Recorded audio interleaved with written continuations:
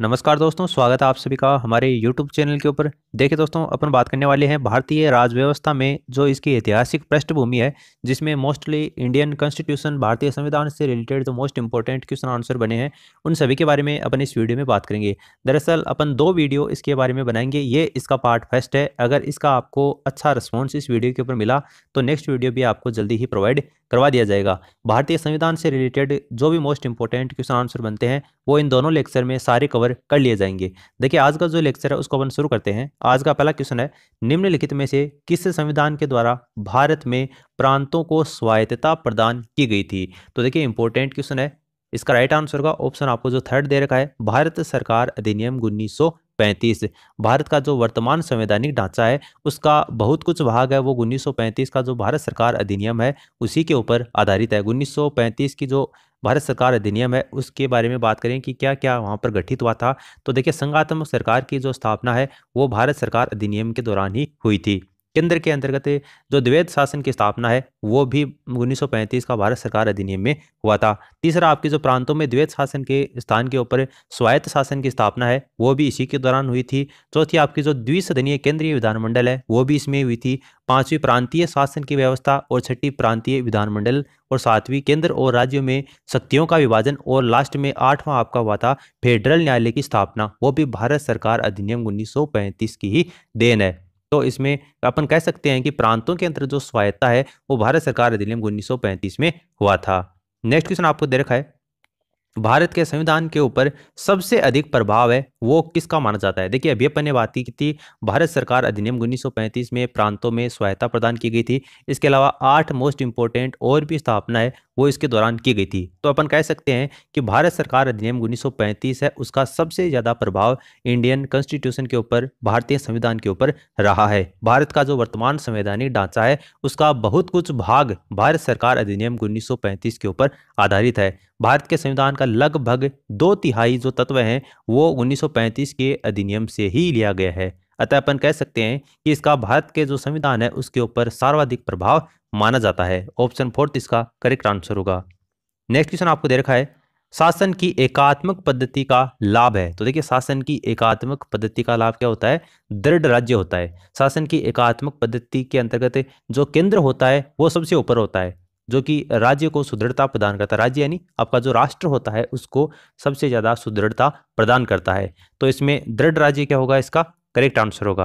फिर आपको next question दे रखा है, निम्न में से किस देश का संविधान अलिखित है? ये क्वेश्चन वेरी वेरी इंपॉर्टेंट है, स्टार मार्क कर लेना। इसका इसका राइट आंसर होगा यूके। यूके यानी आपका जो ब्रिटेन है उसका संविधान अलिखित है। वहां पर जो संविधान चलता है, वहां पर जो शासन चलता है वो संसदीय परंपराओं के आधार पर वहां पर शासन चलता है, वहां पर संविधान लिखित नहीं है। जबकि आपका जो यूएसए है, पाकिस्तान है, भारत है, इनका संविधान एक प्रॉपर वे में लिखा गया है, लेकिन यूके का संविधान लिखा नहीं गया है। संसदीय परंपराओं के आधार पर वहां पर शासन चलता है। यूके क्या होगा? इसका करेक्ट आंसर होगा। उसके बाद में आपको नेक्स्ट क्वेश्चन दे रखा है, जिस संविधान सभा के द्वारा भारत के संविधान का अधिनियमन किया गया उसके सदस्य कौन थे? ये क्वेश्चन बहुत ज्यादा इंपॉर्टेंट है, कई बार एग्जाम में रिपीट होता है। एसएससी सीपीओ की एग्जाम हुई थी 2015 में, उसमें ये क्वेश्चन पूछा गया था। देखिए, इसका करेक्ट आंसर होगा विभिन्न प्रांतों की विधानसभाओं के द्वारा निर्वाचित। जिस संविधान सभा के द्वारा भारत के संविधान का अधिनियमन किया गया उसके सदस्य जो विभिन्न प्रांत हैं उनकी जो विधानसभाएं हैं उनके द्वारा निर्वाचित किए गए थे। कैबिनेट मिशन की संस्तुति के ऊपर ही भारतीय संविधान का निर्माण करने वाली एक संविधान सभा का गठन किया गया था। जुलाई 1949 ईस्वी के अंतर्गत उसका गठन किया गया था, जिसमें टोटल सदस्यों की बात करें तो 389 सदस्य इसमें टोटल थे, जिनमें से 292 सदस्य तो आपकी जो ब्रिटिश प्रांत की जो विधानसभाएं हैं उनसे निर्वाचित थे। 4 सदस्य आपके जो चीफ कमिश्नरी क्षेत्र हैं उसके प्रतिनिधि के रूप में आए थे, और 93 सदस्य इसमें जो देशी रियासतें हैं उनके प्रतिनिधि के रूप में थे। तो टोटल सदस्य इसमें कितने थे? 389 सदस्य थे। तो विभिन्न प्रांतों की जो विधानसभाएं हैं उनके द्वारा निर्वाचित सदस्य थे। ऑप्शन सेकंड इसका करेक्ट आंसर होगा। नेक्स्ट क्वेश्चन आपको दे रखा है, भारत की अंतःकालीन संसद में कितने सदस्य थे? तो देखिए, भारत की जो अंतःकालीन संसद है उसमें सदस्यों की संख्या 296 थी। भारत की अंतःकालीन संसद में कितने सदस्य थे? 296 सदस्य थे। फिर आपको नेक्स्ट क्वेश्चन दे रखा है, भारतीय संविधान में आपात उपबंध कहाँ से लिया गया है? ये क्वेश्चन ज़्यादा इंपॉर्टेंट है। ये कहाँ से लिया गया है? भारत सरकार अधिनियम 1935 से लिया गया है। भारतीय संविधान में जो आपात उपबंध है वो भारत सरकार अधिनियम 1935 से लिए गए हैं। फिर आपको नेक्स्ट क्वेश्चन दे रखा है, प्रथम केंद्रीय विधानसभा का गठन कब किया गया? Very very important question. इसका गठन 1921 में किया गया था। भारत सरकार अधिनियम 1919 के तहत प्रथम केंद्रीय विधानसभा का गठन वर्ष 1921 में किया गया था। और इसके प्रथम अध्यक्ष की बात करें तो फेडरिक वाइट, वो 1921 से लेकर 1925 तक इसके प्रथम अध्यक्ष थे। दूसरे अध्यक्ष हैं वो विठल भाई पटेल थे, 1925 से लेकर 1930 तक रहे थे। तो 1921 में प्रथम केंद्रीय विधानसभा उसका गठन किया गया था। नेक्स्ट क्वेश्चन आपको दे रखा है, भारत की संविधान सभा किसके कहने पर बनाई गई थी? Very very important question. Bharat की जो संविधान सभा है वो किसके कहने के ऊपर बनाई गई थी? कैबिनेट मिशन के कहने के ऊपर बनाई गई थी। भारत की संविधान सभा का जो गठन है वो कैबिनेट मिशन योजना के द्वारा जो सुझाव दिए गए थे और उन्हीं के प्रस्तावों के तहत 1946 में इसका गठन किया गया था। संविधान सभा का गठन संविधान के निर्माण करने के लिए इसका गठन किया गया था। तो कैबिनेट मिशन क्या होगा? इसका करेक्ट आंसर होगा। फिर नेक्स्ट क्वेश्चन आपको दे रखा है, निम्न में से किस अधिनियम में नियंत्रक महालेखा परीक्षक नामक जो पद है उसका सुझाव दिया गया? तो देखिए इसका करेक्ट आंसर होगा 1919 का अधिनियम। भारत सरकार अधिनियम 1919 के द्वारा भारत सचिव को भारत में महालेखा और परीक्षक की नियुक्ति का अधिकार दिया गया था। ऑप्शन सेकंड इसका करेक्ट आंसर होगा। फिर आपको नेक्स्ट क्वेश्चन दे रखा है, भारत की संविधान सभा का अध्यक्ष कौन था? देखिए कहने का मतलब ये है, एक आपकी बैठक हुई थी प्रथम बैठक, वो तो हुई थी 9 दिसंबर 1946 को। फिर संविधान सभा की दूसरी बैठक हुई थी, वो हुई थी 11 दिसंबर 1946 को। आपको एग्जाम में अगर इस तरीके से पूछा जाता है कि भारत की संविधान सभा का अस्थायी अध्यक्ष किसे बना गया, तब तो आपको बताना है डॉक्टर सच्चिदानंद सिन्हा को, जो 9 दिसंबर 1946 को हुई थी। लेकिन आपको एग्जाम में पूछा जाता है कि भारत की संविधान सभा का अध्यक्ष किसे बनाया गया, तो जो दूसरी बैठक हुई थी 11 दिसंबर 1946 में, उसमें डॉक्टर राजेंद्र प्रसाद को अस्थायी अध्यक्ष के रूप में चुना गया था। और बाद में आगे चलकर जो डॉक्टर राजेंद्र प्रसाद हैं वो भारत के राष्ट्रपति भी हुए थे। तो डॉक्टर राजेंद्र प्रसाद क्या होगा? इस क्वेश्चन का करेक्ट आंसर होगा। और अस्थायी अध्यक्ष के रूप में किसको चुना गया था? डॉक्टर सच्चिदानंद सिन्हा को चुना गया था।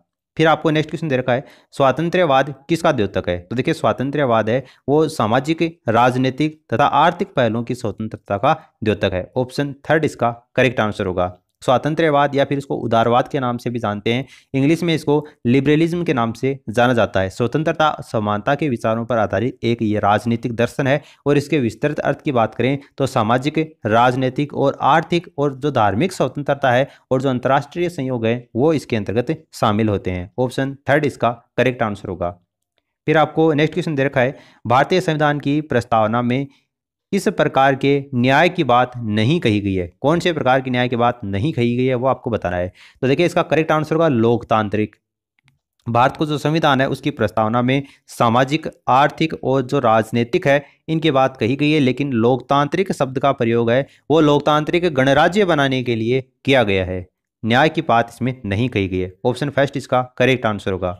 फिर आपको नेक्स्ट क्वेश्चन दे रखा है, संविधान के अंतर्गत भारतीय लोकतंत्र के आदर्शों को हम कहाँ पर देखते हैं? तो देखिए इसको प्रस्तावना में देखा जा सकता है। भारतीय संविधान के अंतर्गत भारतीय लोकतंत्र के जो आदर्श हैं उनकी झलक हमें प्रस्तावना में ही देखने को मिलती है। प्रस्तावना के माध्यम से ही भारतीय जो संविधान है उसका पूरा निचोड़, उसका पूरा सार देख सकते हैं। क्या अपेक्षाएं की जा सकती हैं, इसका उद्देश्य क्या है, इसका लक्ष्य क्या है, भारतीय संविधान का क्या दर्शन प्रकट होता है, ये सारी चीजें अपन भारतीय संविधान की जो प्रस्तावना है उसमें ही देख सकते हैं। ऑप्शन फर्स्ट इसका करेक्ट आंसर होगा। फिर नेक्स्ट क्वेश्चन आपको दे रखा है, संविधान की प्रस्तावना में भारत को निम्नलिखित में से किस रूप में घोषित किया गया है? देखिए ये क्वेश्चन बहुत ज्यादा इंपॉर्टेंट है। एक प्रभुता संपन्न, समाजवादी, पंथ निरपेक्ष और लोकतांत्रिक गणराज्य, ये इसका करेक्ट आंसर होगा। देखिए बात यह है कि 26 जनवरी 1950, जब 26 जनवरी 1950 को संविधान लागू हो रहा था तो समय संविधान की प्रस्तावना में भारत को एक प्रभुता संपन्न, समाजवादी, पंथ निरपेक्ष और लोकतांत्रिक गणराज्य के रूप में घोषित किया गया था। ध्यान में रखने योग्य बात यह है कि संविधान की प्रस्तावना के अंतर्गत समाजवादी, पंथ निरपेक्ष और अखंडता, ये जो तीन शब्द हैं वो नहीं थे। फिर से सुन लेना, मूल संविधान की प्रस्तावना में समाजवादी, पंथ निरपेक्ष और अखंडता ये शब्द नहीं थे। ये किसके द्वारा जोड़े गए थे? बाद में जो प्रधानमंत्री इंदिरा गांधी हुई थी उनके द्वारा। जो सरदार स्वर्ण सिंह समिति थी उसकी सिफारिश के आधार पर बाद में 42वां संविधान संशोधन हुआ था 1976 में, और उसके बाद में ये प्रस्तावना में इनको जोड़ा गया था। लेकिन मूल प्रस्तावना में ये शब्द नहीं थे। कौन से शब्द नहीं थे? समाजवादी, पंथ निरपेक्ष और अखंडता। क्योंकि आपके एग्जाम में क्वेश्चन यहाँ से इस तरीके से पुटअप किया जाता है कि संविधान बनाते समय निम्न में से कौन सा आदर्श प्रस्तावना में शामिल नहीं किया गया। उसमें आपको एक आता है बाद में स्वतंत्रता, एक बाद में आपको दिया जाता है समता, एक समाजवादी और एक न्याय। तो इसमें समाजवादी इसका करेक्ट आंसर हो जाएगा, क्योंकि समाजवादी, पंथ निरपेक्ष और अखंडता ये 42वें संविधान संशोधन के द्वारा 1976 में जोड़े गए थे। फिर आपको नेक्स्ट क्वेश्चन दे रखा है, लोकप्रिय प्रभुसत्ता क्या है? तो देखिए, लोकप्रिय प्रभुसत्ता क्या है? जनता के प्रतिनिधि का प्रभुत्व है, ये इसका करेक्ट आंसर होगा। लोकप्रिय प्रभुसत्ता का अर्थ एक ऐसी शासन पद्धति से होता है जिसमें जनता अपने प्रतिनिधियों के माध्यम से क्या करती है? शासन करती है। और ऐसी शासन व्यवस्था में जनता को अपने प्रतिनिधियों को चुनने और समय समय पर उसे परिवर्तित करने का अधिकार भी जनता को ही होता है। ये जो शासन प्रणाली है इसका विकास सामाजिक समझौतों है उनके सिद्धांत के आधार पर किया गया है। ध्यान में रखने योग्य बात यह है कि जो लोकप्रिय प्रभुसत्ता है वो लोकमत यानी कि जो पब्लिक ओपिनियन है उसकी शक्ति में सार्थक होती है। तो जनता के प्रतिनिधि का प्रभुत्व है। ऑप्शन सेकंड क्या होगा? इसका करेक्ट आंसर होगा। फिर देखिए नेक्स्ट क्वेश्चन आपको दे रखा है, भारत पूर्ण संप्रभु, देखिए यहाँ पर पूर्ण लिखा गया है, भारत पूर्ण संप्रभु लोकतांत्रिक गणतंत्र कब बना? तो देखिए कई स्टूडेंट्स को कंफ्यूजन आ गया कि 26 जनवरी 1950 को बना था, लेकिन गलत है। इसमें दिया गया है पूर्ण संप्रभु लोकतांत्रिक गणतंत्र कब बना था?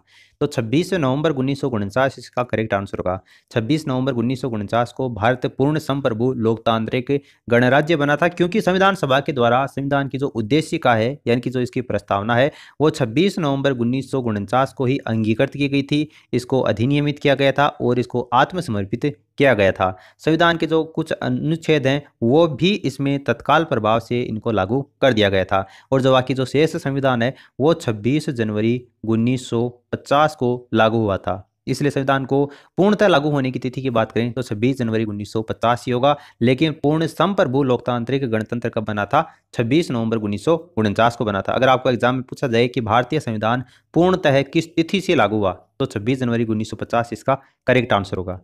फिर आपको नेक्स्ट क्वेश्चन देखा है, भारतीय संविधान की प्रस्तावना में निम्न में से किस अभिव्यक्ति का प्रयोग नहीं किया गया है? कौन सी अभिव्यक्ति का प्रयोग नहीं किया गया है ये आपको बताना है। तो देखिए इसका राइट आंसर आप पहले वीडियो को पॉज कीजिए और खुद से इमेजिन कीजिए। इसका करेक्ट आंसर क्या होगा? संघीय होगा। संघीय अभिव्यक्ति का प्रयोग नहीं किया गया है। भारतीय संविधान की प्रस्तावना में संघीय शब्द का प्रयोग नहीं किया गया है, लेकिन अनुच्छेद फर्स्ट के अंतर्गत भारत को राज्यों का संघ घोषित किया गया है, लेकिन प्रस्तावना में कहीं पर भी इसका उल्लेख नहीं किया गया है। ऑप्शन फोर्थ इसका करेक्ट आंसर होगा। एक क्वेश्चन आपको एग्जाम में पूछा जाता है, मेरा फेवरेट क्वेश्चन भी हो, कई बार एग्जाम में आता है कि संविधान की जो प्रस्तावना है, संविधान की प्रस्तावना या फिर इसकी उद्देशिका है उसमें कितनी बार संशोधन किया गया है। ये क्वेश्चन कई बार एग्जाम में पूछा जाता है। तो उसमें एक बार संशोधन हुआ है, और वो कब हुआ था? थोड़ी देर पहले मैं आपको बताया था कि 42वें संविधान संशोधन में हुआ था 1976 में, और उसमें समाजवाद, पंथ निरपेक्ष और अखंडता शब्द जोड़े गए थे।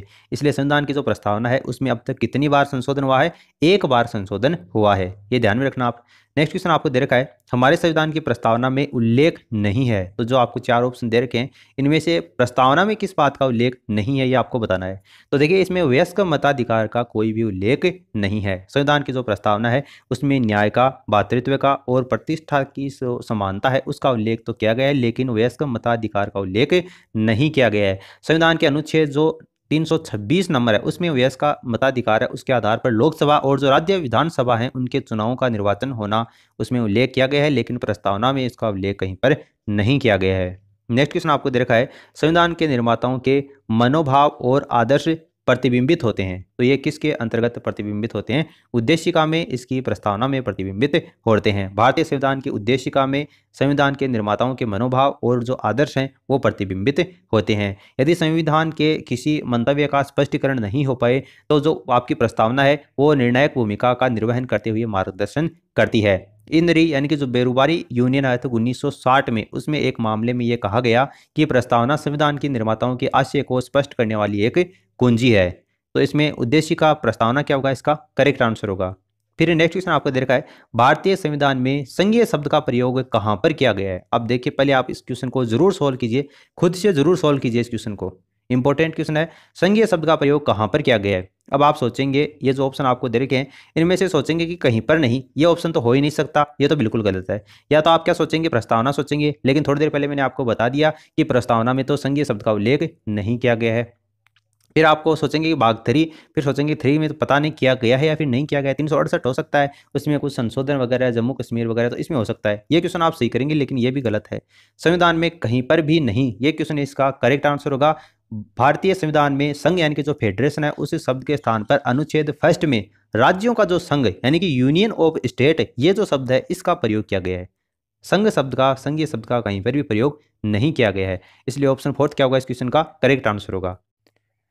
फिर देखिए नेक्स्ट क्वेश्चन आपको दे रखा है, भारत के संविधान में भारत को किस रूप में वर्णित किया गया है। तो थोड़ी देर पहले मैंने आपको बताया अनुच्छेद 1 में क्या कहा गया है, भारत अर्थात इंडिया यानी कि राज्यों का संघ होगा, राज्यों का संघ, ये क्या होगा इस क्वेश्चन का करेक्ट आंसर होगा। एक क्वेश्चन आपके एग्जाम में पूछा जाता है कि भारतीय संविधान के अनुच्छेद जो 1 है उसमें यह घोषणा की गई है कि इंडिया अर्थात भारत, बाद में आपको खालिस्तान छोड़ के दे देता है नीचे, राज्यों का संघ होगा, संघीय राज्य होगा, या फिर एकात्मक विशिष्टता का कोई संघीय राज्य होगा, और इस तरीके से एक ऑप्शन आपको और दे सकता है, तो वो क्या होगा, राज्यों का संघ होगा। ये क्वेश्चन इसका करेक्ट आंसर होगा। एक क्वेश्चन आपके एग्जाम में इस तरीके से भी घुमाकर पूछ सकता है कि अनुच्छेद 1 में भारत को क्या कहा गया है। तो अनुच्छेद 1 में भारत को क्या कहा गया है, राज्यों का संघ कहा गया है, ये इसका करेक्ट आंसर होगा। क्वेश्चन को घुमाने के तरीके होते हैं, इस तरीके से भी पूछा जा सकता है कि किस अनुच्छेद में इंडिया को भारत भी कहा गया है। इंडिया को भारत भी कहा गया है क्योंकि इंडिया दैट इज भारत, तो वो कौन से अनुच्छेद में कहा गया है, अनुच्छेद 1 में कहा गया है। ध्यान में रखना, क्वेश्चन किसी भी तरीके से आपको पूछा जा सकता है।